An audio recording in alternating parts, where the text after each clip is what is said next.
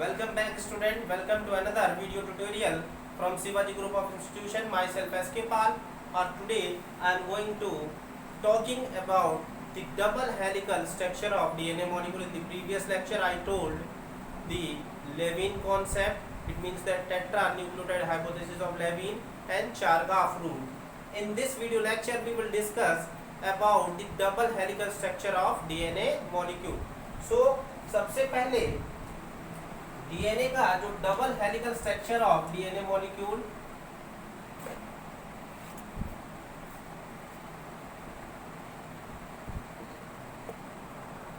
Double helical structure of DNA molecule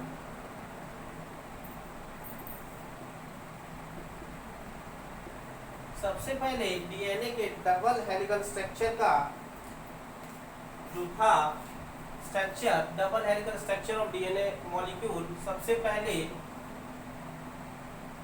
Franklin and Wilkins ने दिया था।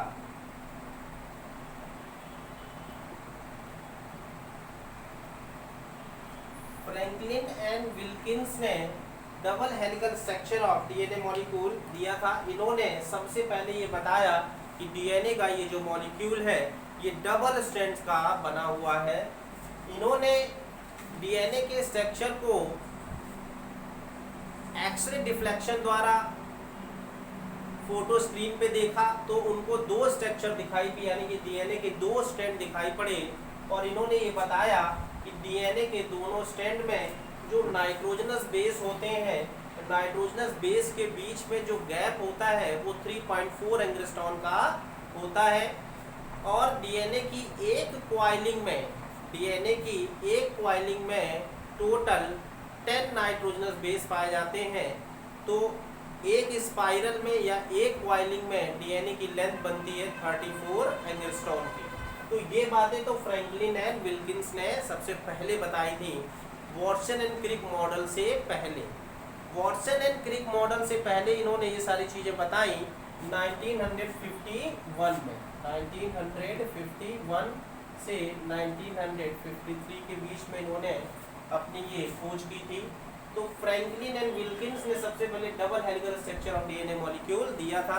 यहाँ पे क्वेश्चंस गलत होने की संभावना बहुत ज़्यादा होती है। एक्चुअली में लोग जो होते हैं double helical structure of DNA molecule अगर पूछा जाता है तो वॉटसन एंड क्रिक ही बताते हैं, लेकिन सबसे पहले फ्रैंकलिन और विल्किंस ने double helical structure of DNA molecule दिया था। इसके बाद 1953 में वॉटसन एंड क्रिक मॉडल आया।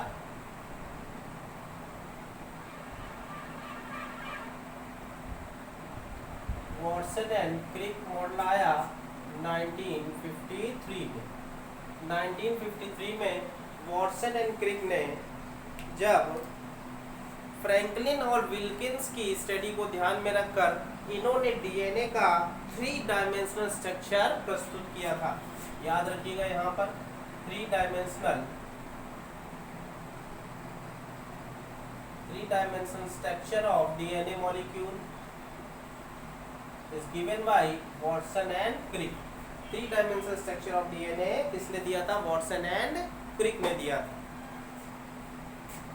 वॉटसन एंड क्रिक ने 3 dimensional structure of DNA molecule दिया और इन्होंने बताया, इन्होंने अपने फर्स्ट पॉइंट में ये बताया कि डीएनए का ये जो मॉलिक्यूल है ये 2 प्रकार के फीतों से मिलके बना है।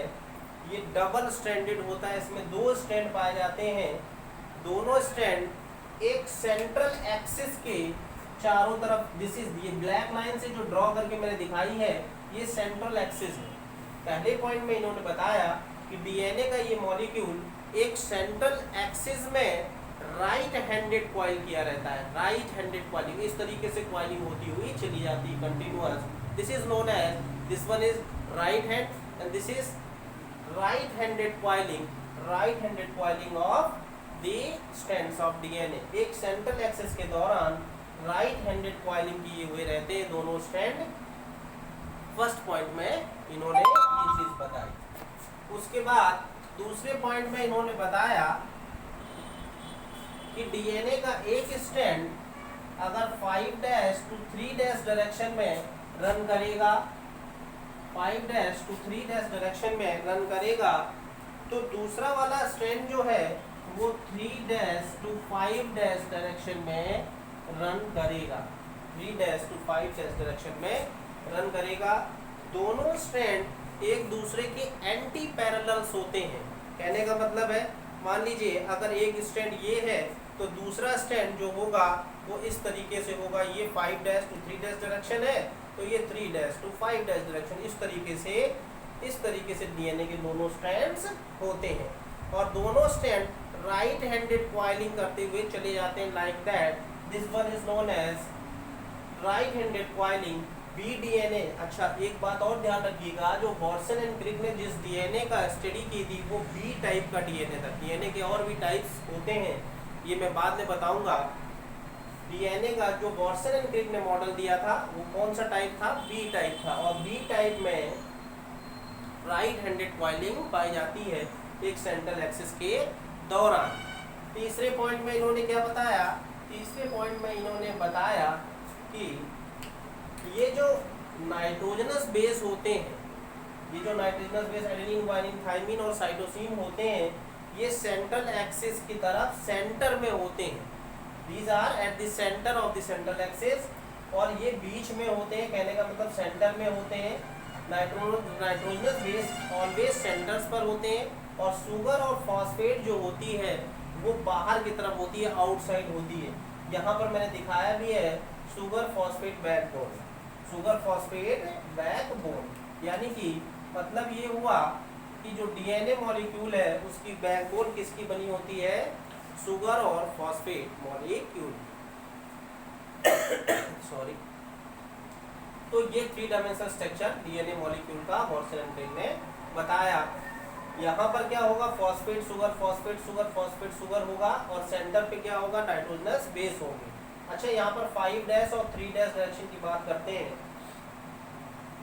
यहाँ पर रेड वाला 5' है, ये रेड वाला 5' है, तो रेड वाले का अंतिम सिरा 3' होगा।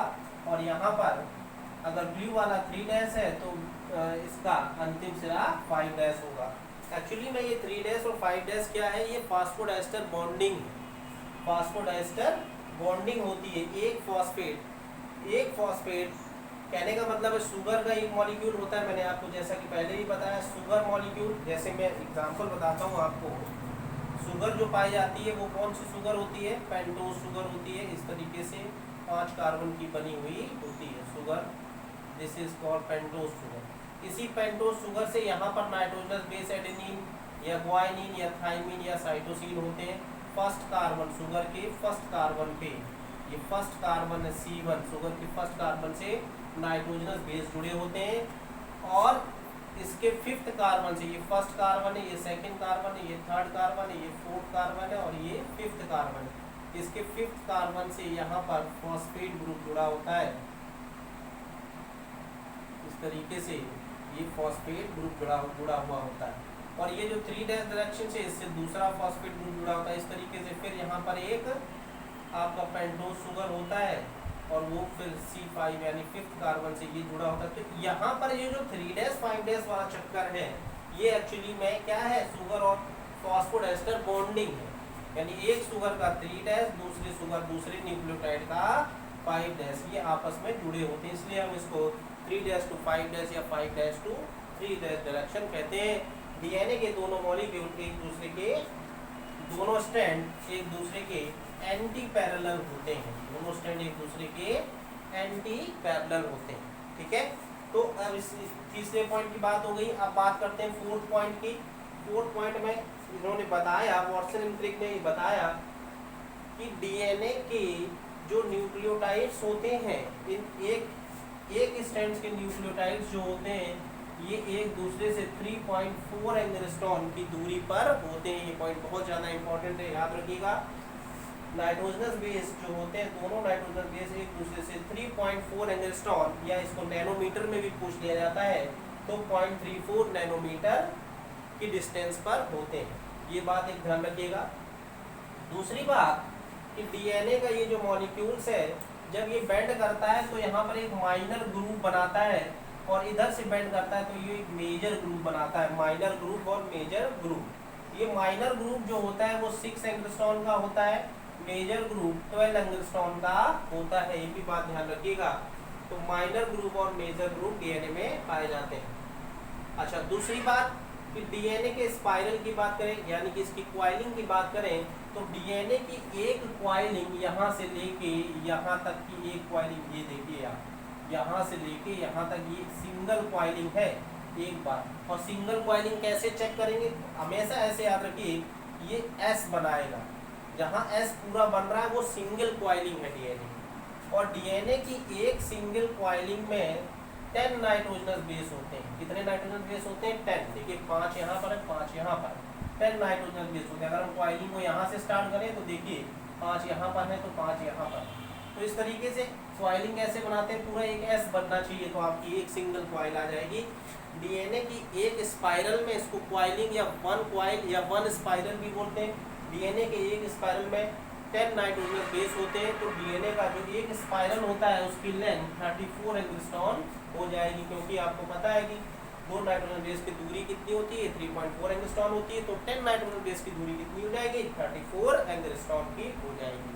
दूसरी बात, इसके बाद इन्होंने 5वां पॉइंट ये बताया कि डीएनए का जो डायमीटर होता है वो 20 एंगस्ट्रॉन का होता है। इस तरीके से ये 20 एंगस्ट्रॉन का इसका डायमीटर होता है। So this is all over the structure of DNA according to the Watson and Crick model. I think you can understand properly. Thank you very much.